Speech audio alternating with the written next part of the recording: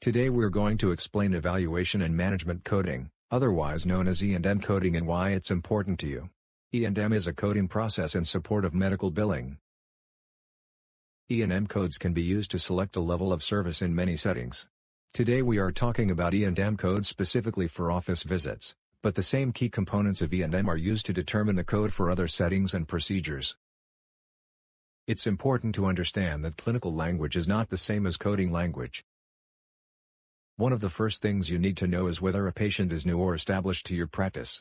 A new patient is one who has not been seen by you or a member of your group and same specialty within the past 3 years. For proper documentation of E&M services, a chief complaint is necessary for all visits. A concise statement of the symptom, illness or reasons for the patient's visit is required. If your clinical staff documents a reason for the visit when rooming the patient, the provider must revise or confirm that as a chief complaint.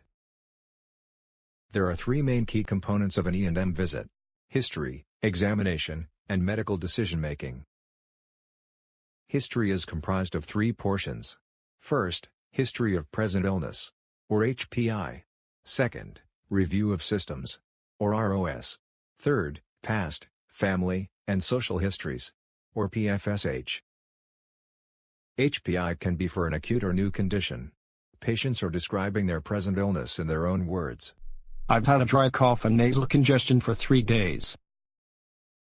HPI can be described by elements such as location, severity, timing, duration, quality, context, modifying factors, and associated signs and symptoms.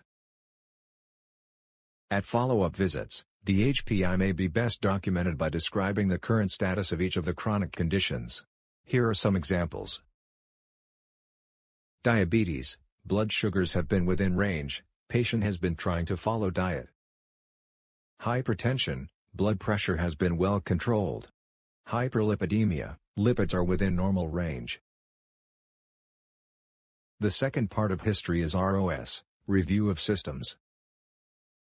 ROS is an inventory of positive and negative symptoms the patient may have related to their chief complaint. If obtained by clinical staff, information must be reviewed and confirmed by the provider. The third component of history is PFSH.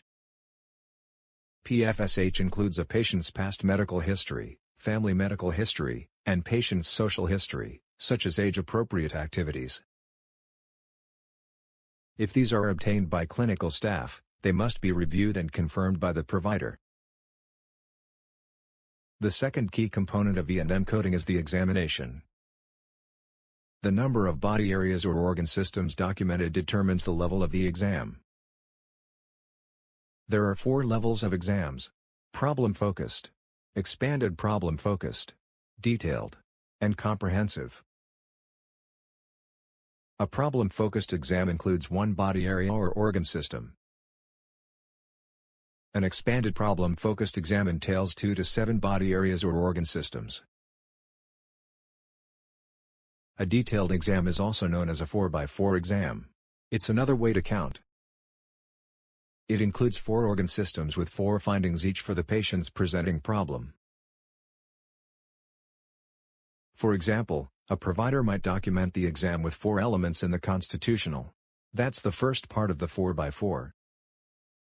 If 3 other systems such as ENT, respiratory, or cardiovascular include 4 findings in each system, it qualifies as a 4x4 exam. A comprehensive exam includes 8 or more organ systems. During the visit, examine whatever body areas or organ systems are pertinent to the patient's problem. Based on what's documented, you would utilize the higher-level documented result to classify the level of exam. Note: when counting, you cannot mix body areas or organ systems. The third component of E&M coding is complexity of medical decision-making. Complexity of medical decision-making is where you see credit for your cognitive labor, the assessment, and plan. Documentation is key. There are 3 parts to medical decision-making. First, the number of diagnoses and management options. New or acute problems are more complex and may require additional workup, while established stable problems may require less. Second, the amount and complexity of data reviewed. The more information you need to evaluate to determine your diagnosis increases the complexity of medical decision-making. Lastly, risk of complications and/or morbidity or mortality. The severity of illness, the nature of the presenting problem, diagnostic procedures ordered and the management options selected determine the potential risk to the patient. Two of the three elements need to be met or exceeded in order to determine the level of medical decision-making. Let's discuss medical necessity. What does the patient need based on the presenting problem? It would not be appropriate to bill a high level of service for a minor uncomplicated problem. The content and the diagnoses that you report support the level of medical decision-making and demonstrate medical necessity. Documentation supports the work you have done and results in good clinical care and appropriate reimbursement. Medical necessity is the overarching criterion when determining the level of service.